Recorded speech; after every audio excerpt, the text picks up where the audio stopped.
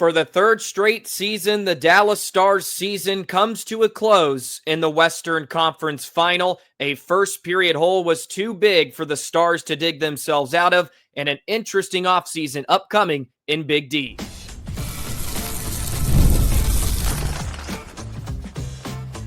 You're Locked On Stars, your daily podcast on the Dallas Stars, part of the Locked On Podcast Network, your team every day.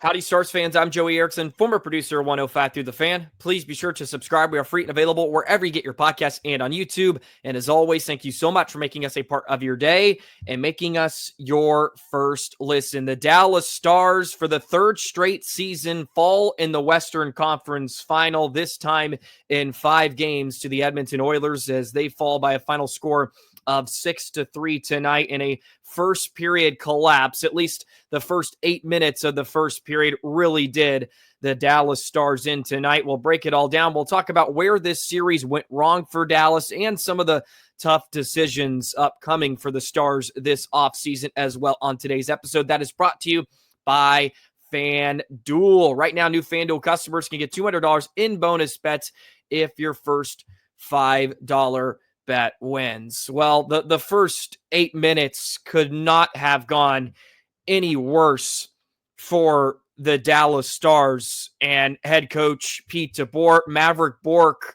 who checked back into the lineup for the first time since Game 4 against Colorado, takes a high-sticking minor penalty, 1 minute and 47 seconds in, and then it's Corey Perry who was left all alone in front on the power play set up by Connor McDavid, is able to deflect one past Jake Oettinger, and the Oilers were off and running, and it just snowballed from there.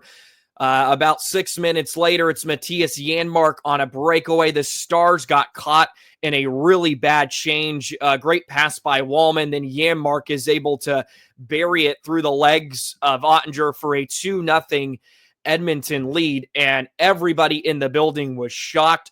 Everybody on the Stars bench was shocked, and head coach Pete DeBoer made a ballsy decision to pull Jake Oettinger, and we have to stay on that topic for a bit.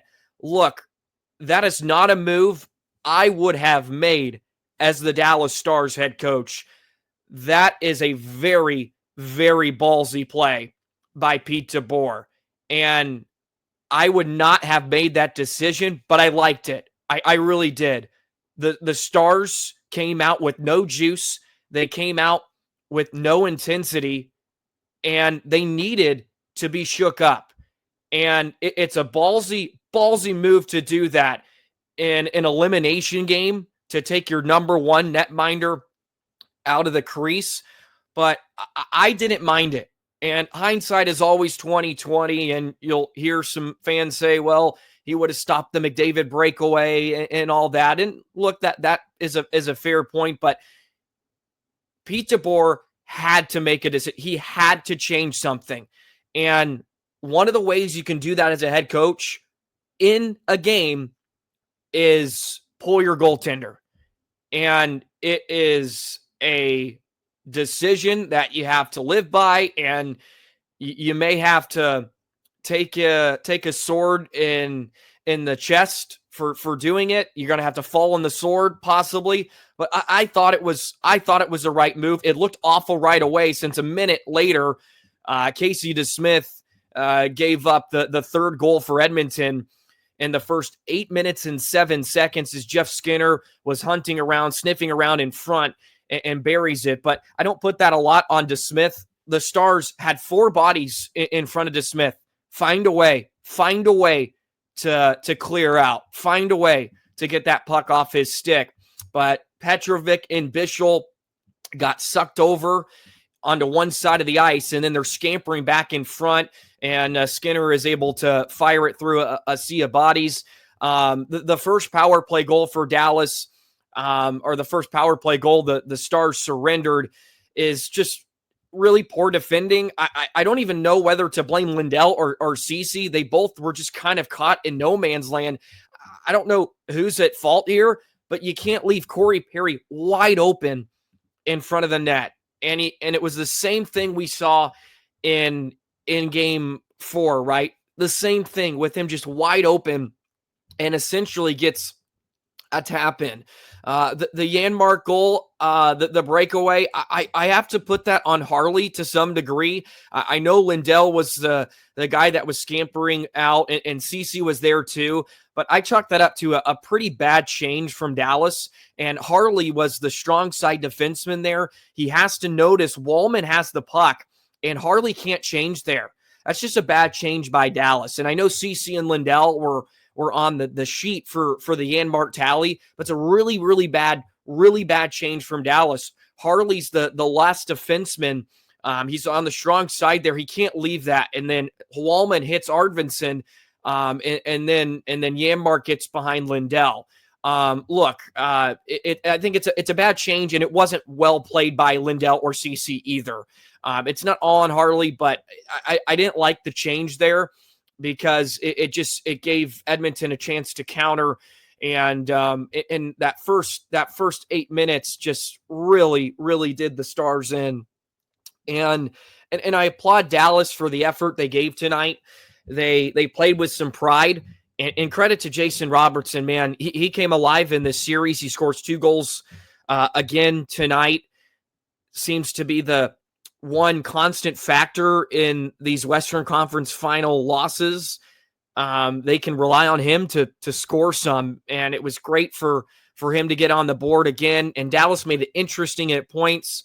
They got within 1 a few times, and then boom, Edmonton, when they needed it, Connor McDavid breakaway goal, and then the fortunate bounce off the skate of Lindell as Kane was trying to feed a pass to the slot. And even McDavid's goal, it's a shot that gets blocked and propels 20 feet or 20 yards back to center ice, and McDavid's all alone on a breakaway. And it's sort of story of the series, but when you trail by 3 right away, it makes the margins very slim, and if you don't get a few bounces here and there, it makes it really, really hard to come back, and that was basically the case. And when Edmonton was taking on water and they needed a response, boom, they got it. As soon as Dallas got within reach, boom, the Oilers were able to respond, and that's sort of been the series for Dallas in a lot of ways. And again, I applaud Dallas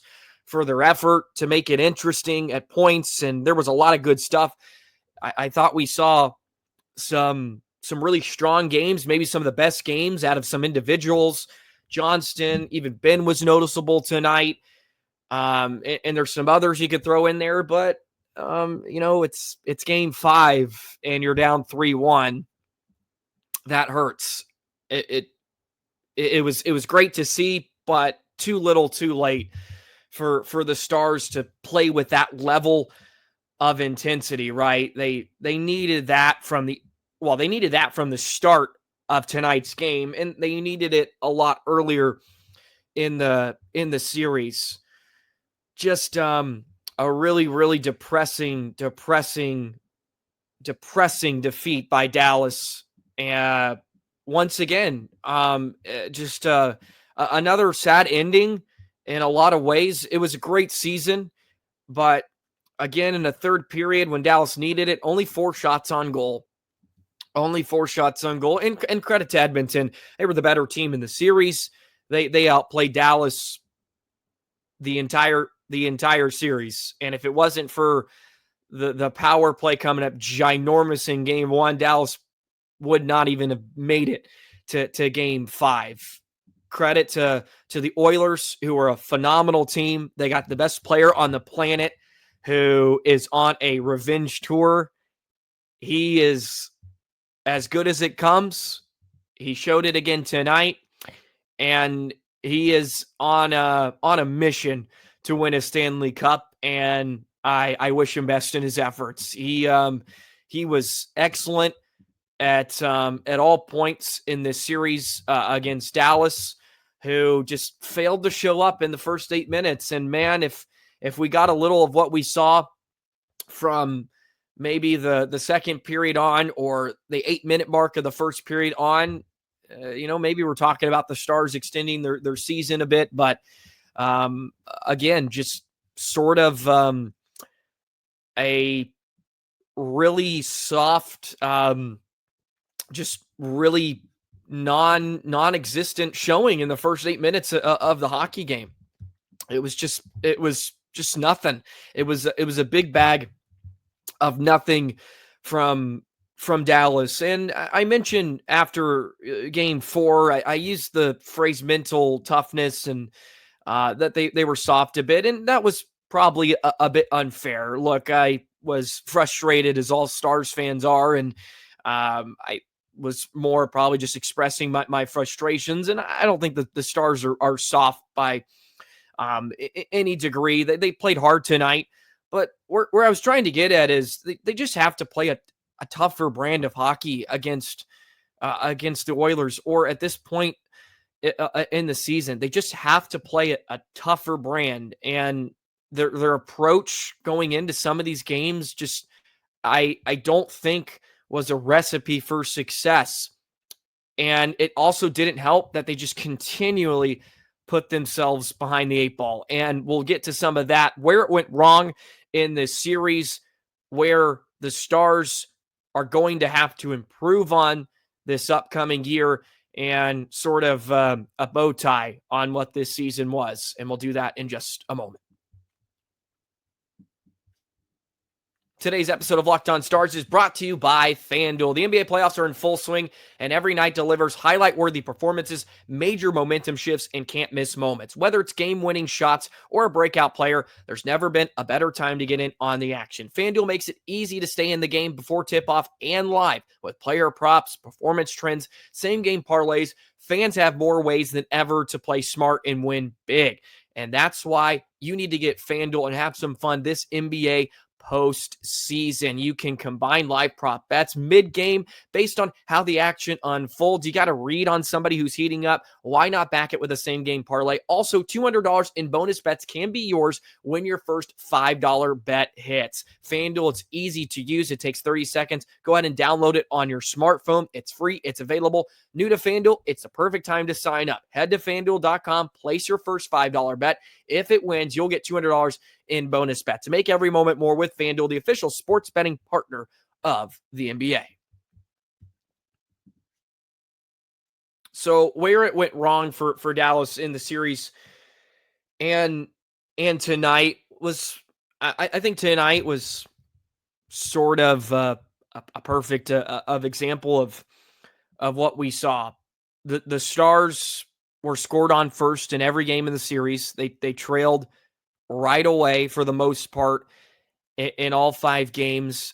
And I think a large part of that is reflected on Pete DeBoer. And I think that's why he made that really tough decision to pull Oettinger, because he needed to make a desperate call. And again, I back him up on the decision to pull Otter. It's not an indictment on Jake Oettinger, by the way. I want to make that clear. But also, Stuart Skinner outplayed Jake Oettinger in this series. He was outplayed. I don't think that can be denied. And that was another reason why Dallas did not put up much of a fight in this series. I'll also say the Stars didn't properly test Skinner enough until really tonight. The first time in the series here this evening, it felt like Dallas finally got Skinner scrambling a bit. And you saw him out of his crease a few times, over-exaggerating, trying to stay with the course of play. And we saw that perfectly on the Roope-Hintz power play goal to make it 3-2 at that time in the second period. Dallas finally got Skinner leaning and moving as we saw in the first, 4 games. Skinner was able to square up, make a stop, and it was a lot of one and done for Dallas. There was finally some second chance opportunities for the Stars tonight, and they finally properly tested Skinner a bit. But at the same time, Otter was outplayed, and that was a factor in the series that did not help Dallas. The scoring, the offense is well documented. I mean, not a single even strength point in the postseason for Matt Duchene. My goodness. After he just led the Stars in scoring, that is tough. That is a tough way to live. Great puck possession, I guess. You see, I'm almost speechless to even find words to describe what we saw out of Duchene for most of this series. And he's great with the puck on his stick. And I enjoy watching him do spin cycles and trying to lose defenders, but it never materialized in much. It never ended up with quality shots or quality chances. And Rantanen, I don't think Rantanen was the problem for Dallas in the series, but we didn't get anything out of him in this one either. Just nothing in this series from Mikko. No goals. Like that didn't help. But I mean, you could say that about so many. You could say that about almost the entire lineup, right? And we've touched on the offense so much. I think we can kind of leave it at that point. The big moments too in this series, Edmonton showed up every time, and outside of the game one power play, special teams power play for Dallas, man, Dallas just could not seem to hold on to momentum for large stretches. Whenever it felt like, okay, here we go, Stars are about to make a run, Edmonton responded. And we saw that, 2 or 3 times tonight in game 5. Every time Dallas got sniffed around, tried to make it a close game, boom, Edmonton showed up. And just really, really, really frustrating from that side of things, that it just felt like Dallas could not respond when they needed to. And they didn't make the proper adjustments against Edmonton in this series. And I kind of want to go back to the soft mental toughness. And look, I think the word soft kind of sounds derogatory. I truly don't mean it in that way, but something I applauded, and we're probably going to kick ourselves because we're going to watch another rematch between Florida and Edmonton. And if you recall, some of you everydayers out there of Locked On Stars, you recall me a lot in the offseason talking about the way Florida went after Connor McDavid and company last season in the Stanley Cup final, just completely went after, bullied him, and made his life a living hell. Once again, we didn't see that from Dallas.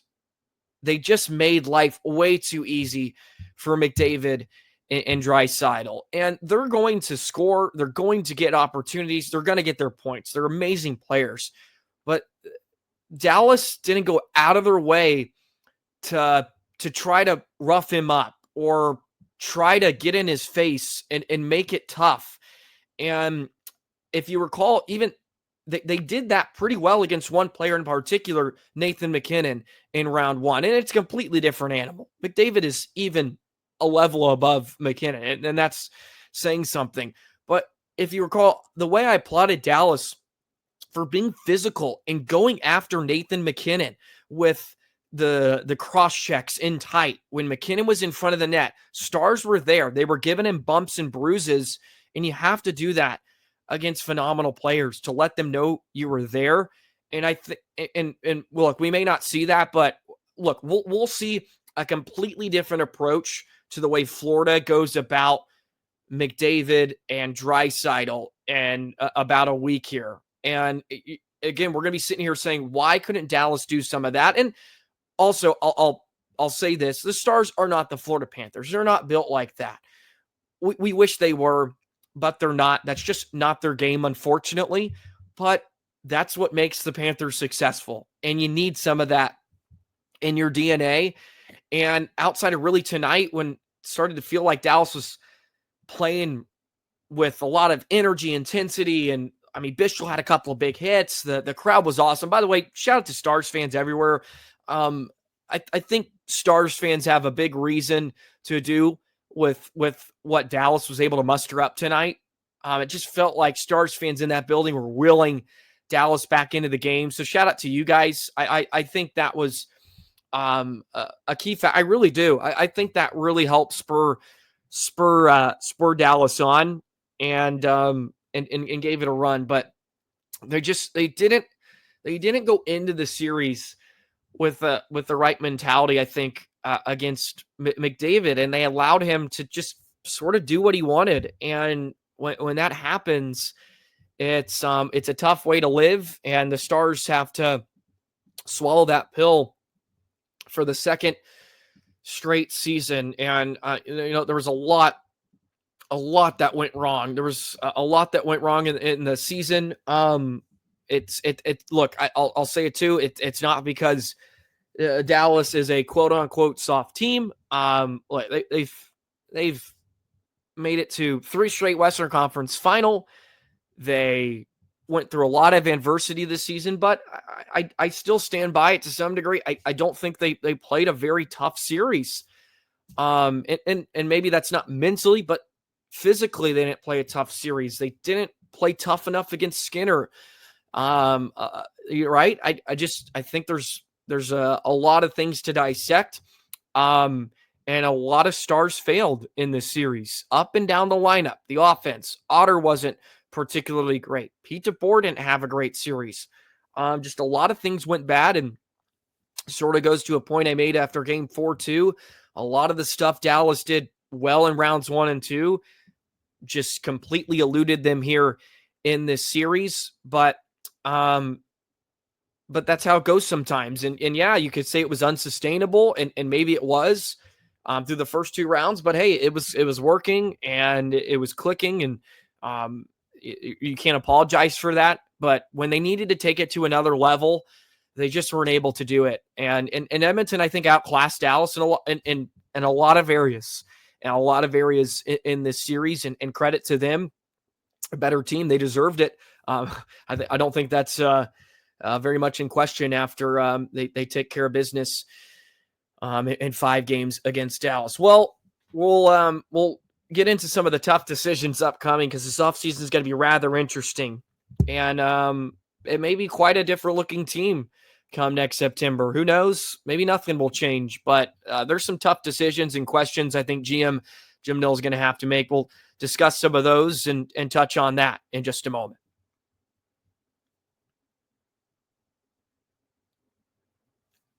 So we'll start here, because I think this is also a point that can somewhat tie back into where things went wrong. The physicality narrative or the grit narrative. And look, I don't disagree with a lot of Stars fans. Dallas has to play more physical and play more tough. But look at the contrasting moves between the Oilers in Dallas here. The Stars in the offseason, they go get Matt Dumba, Lyubushkin, and then at the trade deadline, they get Cody Ceci. Not puck-moving defensemen. They're more stay-at-home guys. They play with grit. They play physical, good on the PK, right?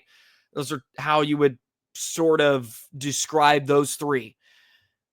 And look at Edmonton. Jake Wallman, and they go out and get Klingberg, right? 2 guys that, for what, look, they may have some weaknesses defensively, like a Klingberg, who was phenomenal in the series.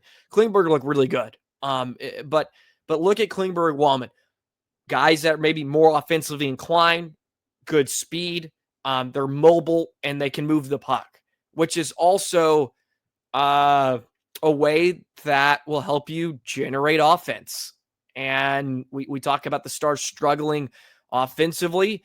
If maybe they had some more puck-moving defensemen, it may allow Dallas to get out off and create some rush chances a bit more. Gosh, they didn't have anything off the rush in this series, it felt like. But look at the 2 contrasting differences of the players that Dallas went out and got. And look, I'm not, this isn't, Jim Nill was awful, but he's He's got this team built to get back to another Western Conference final, but CC wasn't great, and Labushkin and Dumba were watching in the press box the last few games. That's not very good. And Wallman and Klingberg were very key contributing players in this series against Dallas. And yeah, they may not be the most wonderful defensively, but they played well enough. But they're skillful, they're skilled, and they can make plays. And in today's NHL, you have to have defensemen like that. And Dallas went to grab the physical stay-at-home guys, and they had some good points during the regular season. But at the end of the day, at this time of year, you need guys like Wallman and Klingberg over guys like Dumba, Labushkin, and Cody Ceci. Those are decisions that just fell flat on their face, and looking back, just weren't positive for Dallas. They weren't, maybe not positive. They weren't the necessary moves to get over the hump. I think that was pretty clear. Now Pete DeBoer, right? And a lot of Stars fans want him gone, and I understand that in a lot of ways. Look, I think DeBoer's probably bought himself another year.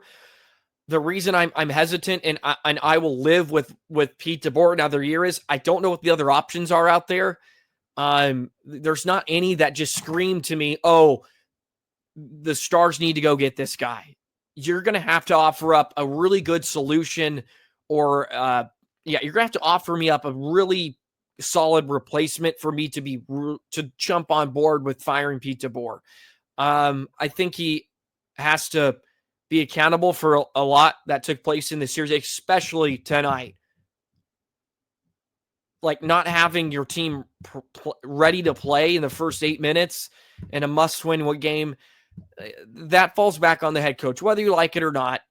It falls back on you. But I'm okay with Pete DeBoer another year, unless you can offer me up maybe a replacement that you feel is better. I just don't know if that's out there, and I don't want to be harsh and make a hasty decision emotionally right off the back of off of a really emotional series, an emotional letdown like this was. So that's sort of where I am on Pete DeBoer, but he deserves a lot. Deserves a lot of accountability, and deserves a lot of I think of the responsibility to why Dallas lost in this series. I think it's going to be tough, and I don't believe, I'll say this, my prediction is he probably comes back. I would say he probably doesn't get fired. I think Jim Nill's going to rock along with him again, and I'm okay with that. And I know a lot of others won't be that way, and I certainly understand that point of view.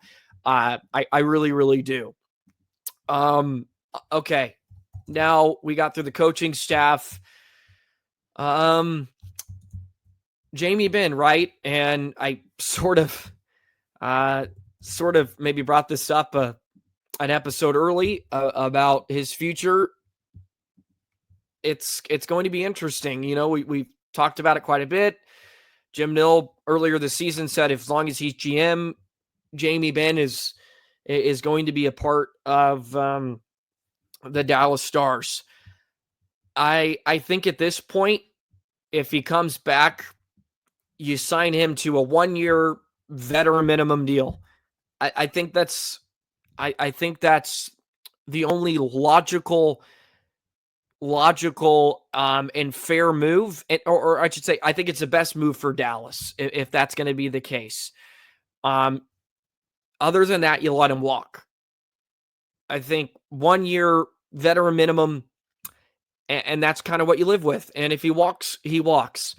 But you can't have him, like we saw again. He's now going to be, he's 35, and just, he didn't even seem to be a It didn't feel like they were rallying behind Jamie Benn like we usually see a lot of at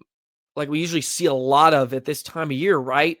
Whether he takes dumb penalties or not, like even against that Vegas series where he cross-checked Mark Stone and some of that, like there just wasn't even a hint of some of that in his game. And you can't have that from your leader. I'm not against having Jamie Benn around next year, but I think it's a veteran minimum deal, and that's where you go. Duchesne, look, it's the second postseason. He just gives you nothing. If I'm Dallas, you spend a lot more time trying to re-sign Maverick Bork than trying to bring back Matt Duchesne or Jamie Benn. Maverick Bork is younger. He's your first round draft pick. He's 23, and you're going to need him to be a big part of your lineup moving forward. And we were hoping the jump was going to be this season. We didn't quite maybe get what we were expecting, but he's still young, and he can slide in next season, maybe with a bit of a more elevated role with an offseason under his belt, a full year of NHL hockey under his belt, and you go from there. I think you spend a lot more time trying to re-sign him than Jamie Benn or Matt Duchesne, because Bork is going to be a lot more integral to the Stars lineup moving forward. Granlund is a UFA. I would try to find a way to give him sort of what Duchesne has gotten right. 1 year, $3 million. Keep him around. I love Granlund. Think he could be a great addition again in Dallas next season if you can keep him. Dodonov was interesting, man, that he didn't play the last 2 games. I wonder if he was maybe hurt to some degree, just because DeBoer trusts him so much. Stars are struggling to score. He had 20 plus goals this season, and he wasn't in your lineup. Was a bit interesting. So we'll have to keep an eye out on what comes out about him. That's for sure. But man, a lot of interesting decisions upcoming with DeBoer. Maybe Jim Nill is fed up, right? Maybe he's fed up and he's not happy, and he wants to go out and add a different coach because he doesn't believe DeBoer can get it done. DeBoer said after the game, by the way, I didn't blame it at all on Jake, but the reality is you go back to last year's playoffs, he's lost 6 of 7 games to Edmonton, and we give up 2 goals on 2 shots in an elimination game. That's a pretty big sample size. I don't love the answer. I really don't. I think that's putting quite a bit on. I think that's putting a lot on Jake, who was a big part of why you got to that point, and I think that's sort of throwing Jake under the bus a bit with that answer. Maybe I'm reading that wrong. And again, this is an X. I'd have to see it in the, I'd have to hear it, his tone and everything. And, but again, I wasn't mad with the move, but I think he could have maybe come to a bat for Jake. And look, I don't think Jake was great a lot in this series, but give me a break on the first 2 goals. Corey Perry wide open in front on a power play and Janmark breakaway. Give me a break. That's not your goaltender's fault. It's your fault for your team coming out and playing like absolute crap in front of them. Okay, Pete. You should. I think that frustrates me. That quote a bit. That really does irritate me. And again, I don't have the tone and context, but I think he should have gone to bat. And I know he said he didn't blame it on Jake, but to kind of be like, well, he's lost 6 of 7. And the team has been pretty awful in front of him to some degree. So anyways, we'll have a lot of time to dissect that quote and more, but just sad. And again, I think we'll kind of leave it with this. It's just, the year was a bust in a lot of ways. It was a bust. This Stars team trying to win a Stanley Cup, and that's where they are. And they didn't reach that goal, and it's not good enough. And this year, in a lot of ways, was a bust. But I give Dallas a lot of credit, and the Stars had a lot of adversity, and they did an excellent job of wavering through that throughout the regular season. And to make it at this point is always hard. Let's get that straight too. Let's not get it twisted.